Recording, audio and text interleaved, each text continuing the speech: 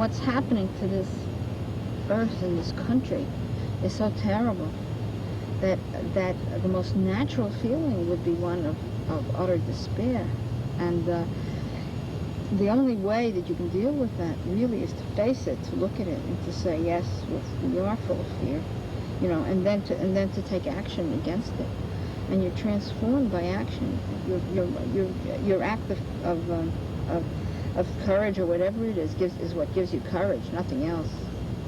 I think that's one of the reasons that women have been able to have been so important in all of this, and one of the reasons our particular actions have been is that we really aren't afraid to be afraid. I mean, it's no shame to us to be afraid, and we are, and we say, be afraid, you know, be terrified, for God's sakes, you know, and then take action against it.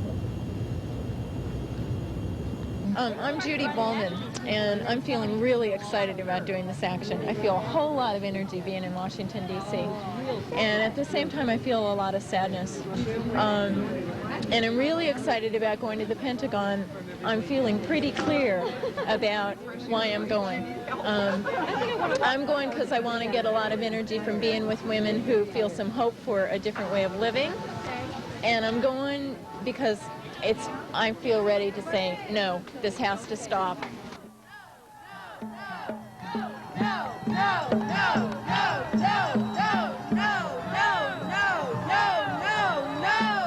There was a conference, and I guess it was in '79, called Women in Life on Earth, which was organized really out of Goddard and by a group of women.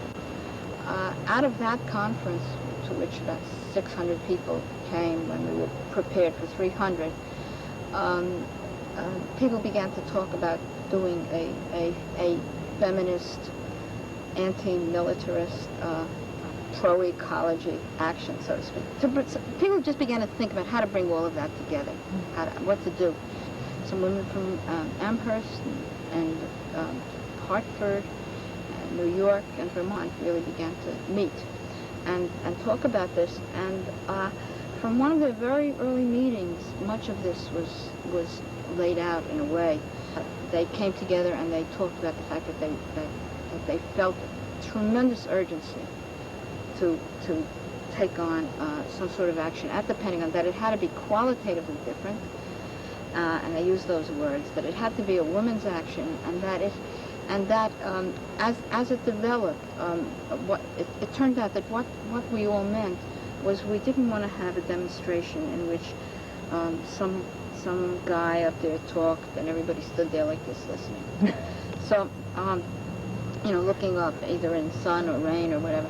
And that's exactly what happened. What happened is we decided on a totally non-hierarchical action in which everybody would take part, and in which we, all of us, were the action, and all of us were the theater.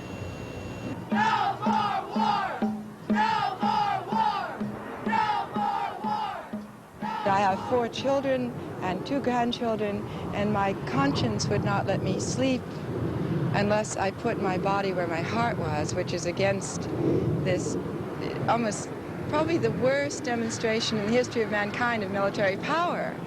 And that, oddly enough, you become that which you hate. That in order to have peace, we've become the strongest military power in the history of mankind. And that to argue rationally with something that's so irrational doesn't make sense any longer. That to say that we're going to have peace in the world and build it on fear and mistrust are all the worst qualities that the human being can live with. And that we must, as women in this whole world, make an appeal to say, we're going to trust, and we're going to have healing, and we're going to turn things around and live with hope and not despair, and have quiet, you know, a breathing of the earth and the breathing of love and not hostility. We're not only speaking to the Pentagon, we're really speaking to women everywhere. We're really saying, women, you can move together, you can create your own kind of a movement and your own action, you know, your own face, so to speak, to each other and to the Pentagon. We really wanted to do something that was, as I say, qualitatively different. And we wanted to think in terms of our own women's phases, rituals, songs, and we did. That's what we did. The action was divided into phases, which we even thought of as phases of the moon.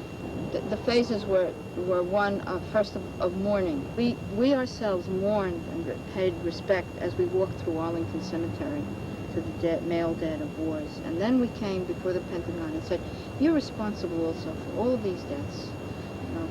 You know, from this central place of power, money, weapons, and death have come all of these deaths.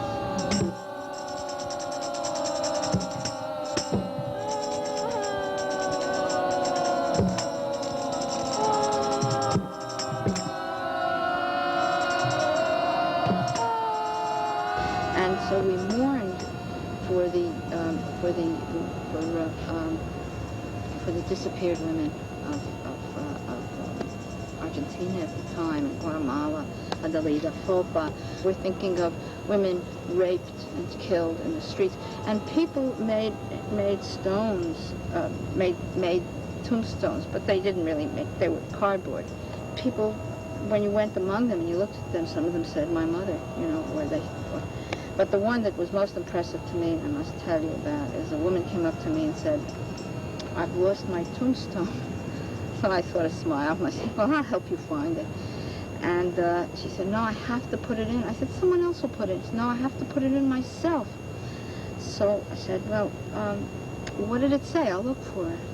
So she said, I came from California to do this. She said, and then she's quiet a minute. She said, it said, for the 3 Vietnamese women my son killed.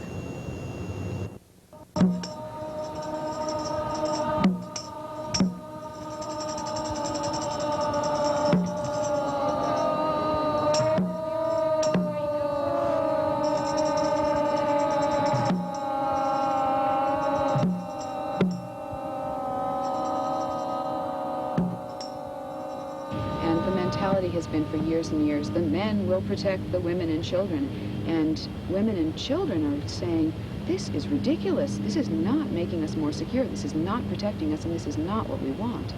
We are angry! We are angry! We are angry! We are angry! We are angry! We are extremely angry that this is happening in our culture, that there's so much waste, that there's so much devastation, and that there's so much violence, because we know that we can have a better culture than that.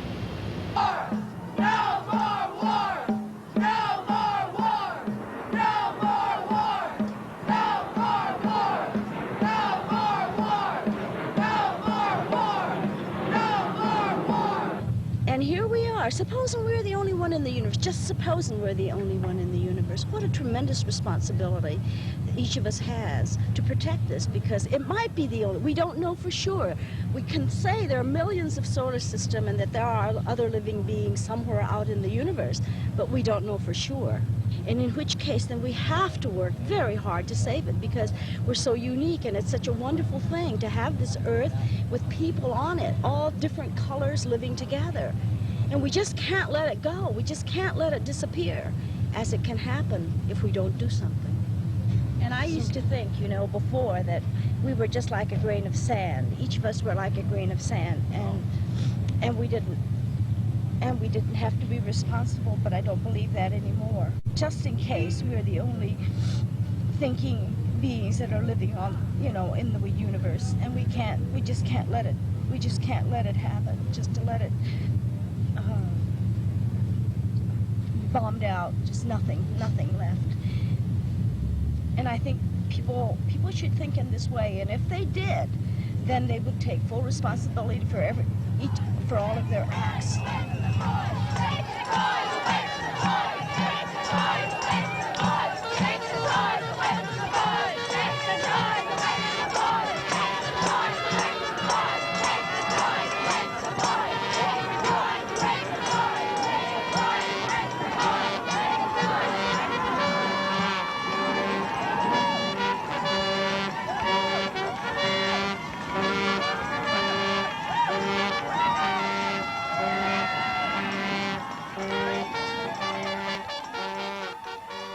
And then after that, they followed the birds and surrounded the entire Pentagon, and that was empowerment.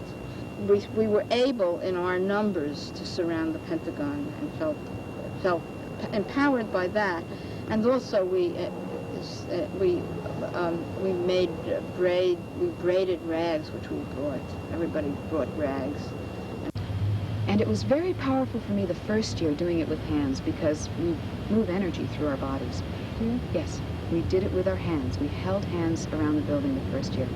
And it was amazing to feel this energy just running around this building in this beautiful circle. Because circles have been the image we use a lot in the Pentagon action, the cycles of the moon, the circles of women. And so there was this enormous circle. And the second year, I thought I'd miss it with the weaving of the cord around the Pentagon.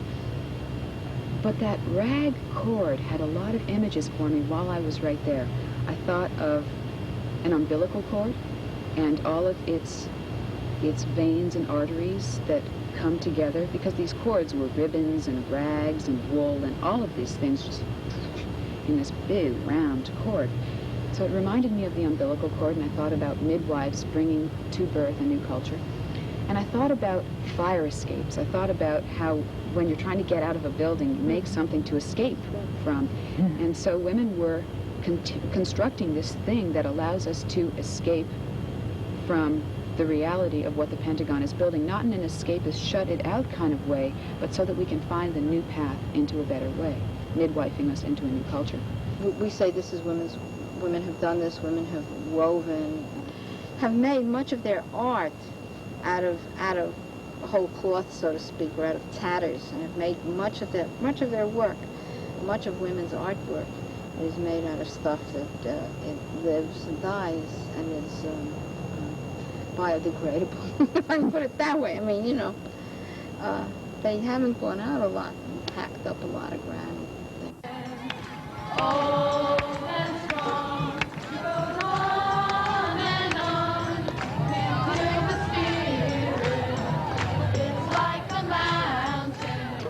I think of the defiance stage not only as civil disobedience, although a lot of people identify it as that, and defying the law is a very clear way of defying militarism.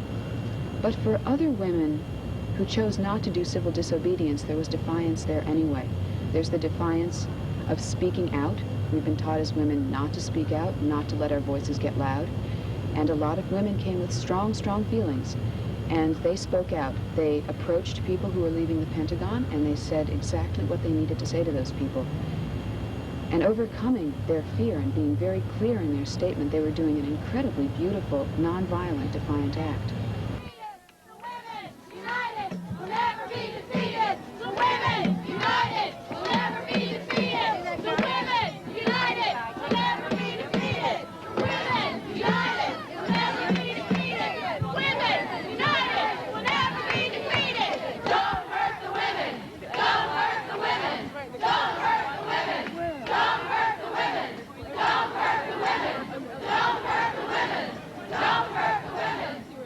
You know, people use the word effectiveness. I don't know what's effective. You know, effective. What? Obvious. You can say that nobody's effective, and you can say that we are. And we know the world is getting worse and worse. So how can you say anybody's effective? But you can say that the people in the world seem to be getting better and better.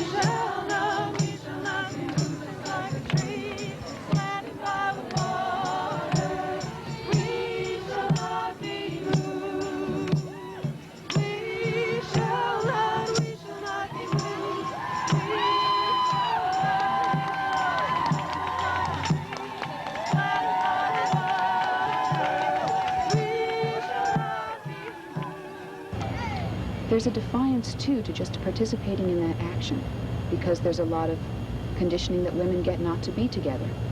And so just coming together in a symbolic action of women is a defiant act in and of itself. And for some women, that's as far as they could take it. And that's fine. It made the action very powerful. We will raise sure as the wind, my sisters, and sure as the rain, my sisters, and sure as the rain does shine, we will raise. Sure as the sun does shine, we will raise. Sure as the wind, my sisters, and sure as the rain, my sisters, and sure as the rain. Images are so powerful to the way that our minds work. We don't only learn things by logic, we learn things also in a more synthetic way.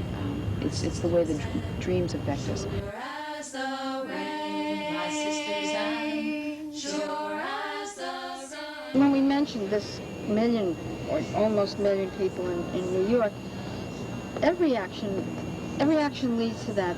The only thing that is not effective is no action. Sure as the rain, my sisters, and sure as the rain. And in the sense that the Pentagon action was seen and understood by others, it was also an educational experience. I mean, we don't have to go to Washington. We might think next of doing an encampment at Seneca Falls, or we might all of the women of the Northeast might go there. Nobody says Washington is the only place. But Shine, we will raise. Sure as the sun does shine, we will raise our songs again. Well, the question is really, do we have enough time, right? That's the question we all ask ourselves. Do we have enough time?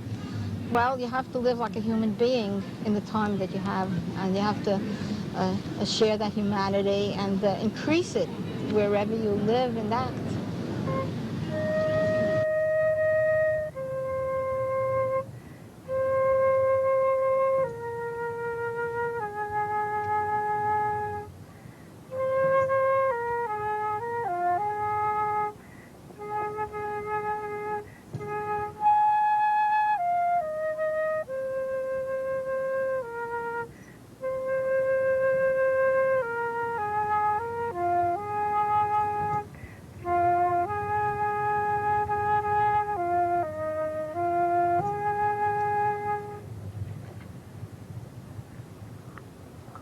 The people who were left said, "It's not time for us to die.